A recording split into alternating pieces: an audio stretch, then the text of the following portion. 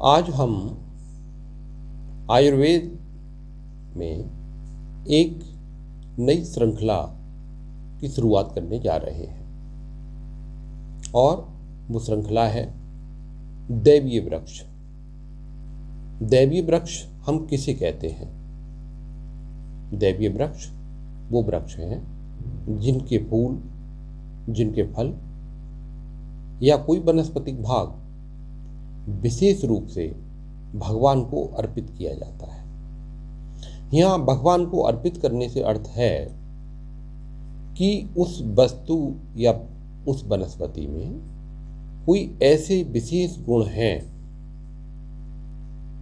जिस कारण से वो देव को अर्पित की जा रही है। यानी वो सामान्य नहीं है, वो असामान्य है, उसके गुण भी असामान्य है, उसकी चिकित्सा में उपयोगिता भी असामान्य है। हाँ, वो बात अलग है कि हमें उसके बारे में कुछ बातें पता हैं और कुछ नहीं। तो इसी से जुड़ी हुई आज हम श्रृंखला प्रारंभ करने जा रहे हैं और हमारी श्रृंखला में जो प्रथम वनस्पति है जिस पे चर्चा करेंगे वो है बिल्वपत्र। बिल्वपत्र को लगभग हमारे देश में सभी लोग जानते हैं। भगवान शिव की पूजा में या अन्य देवताओं की पूजा में विशेष रूप से समर्पण करने वाला या समर्पित करने वाला ये वृक्ष है, जिसके फल भी और जिसके पत्ते भी भगवान को विशेष रूप से अर्पित किए जाते हैं। दशमूलारिष्ट या दशमूलक्वाथ का भी मुख्य भाग भी बिल्वपत्र है, जिसमें इस वृक्ष की जड़ का प्रयोग किया जाता है, जो कि समस्त वात रोगों को नाश करने के लिए एक विशेष औषधि है। इसी प्रकार बिल्वादि चूर्ण, जो कि कब्ज और एसिडिटी को खत्म करने के लिए मुख्य औषधि है, उसमें भी बिल्व के फल का गूदा प्रयोग किया जाता है। लेकिन हम आ रहे हैं यहाँ पर एक अलग बात को लेकर, एक अलग श्रृंखला की एक ऐसी रहस्यवादी बातें जो कि आपको नहीं पता है सामान्य तौर पे, उनके लिए। हमारा शरीर बहुत सी धातुओं से बना है। धातुओं में स्वर्ण भी है, चांदी भी है, आयरन भी है। बहुत सारी धातु जो हम बाहर न देखते हैं वो अल्प मात्रा में हमारे शरीर में होती हैं, और जैसे जैसे ये धातुएं शरीर में क्षीण होती जाती हैं वैसे ही हमारे शरीर का बल भी क्षीण होता जाता है।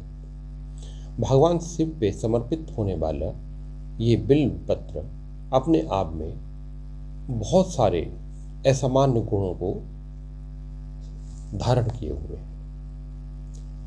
इस पत्ते में स्वर्ण, जो स्वर्ण धातु होती है जिसे हम सोना कहते हैं, उसके कण इसमें प्राप्त होते हैं। यदि कोई व्यक्ति इसका निरंतर सेवन करे, सुबह शाम 2 बार इसके पत्तों का काढ़ा बना के, तो आप देखेंगे कि कुछ ही दिनों में आपका शरीर एक नई प्रकार की ऊर्जा से प्रफुल्लित हो रहा है।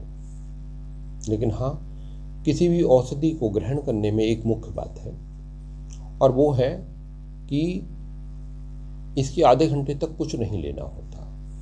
बिल्वपत्र में 3 पत्ते होते हैं, मतलब 3 पत्र को जोड़ के बिल्वपत्र का निर्माण होता है। हमारे शरीर की 3 नाड़ियां होती हैं, जो कि वात, पित्त और कफ है।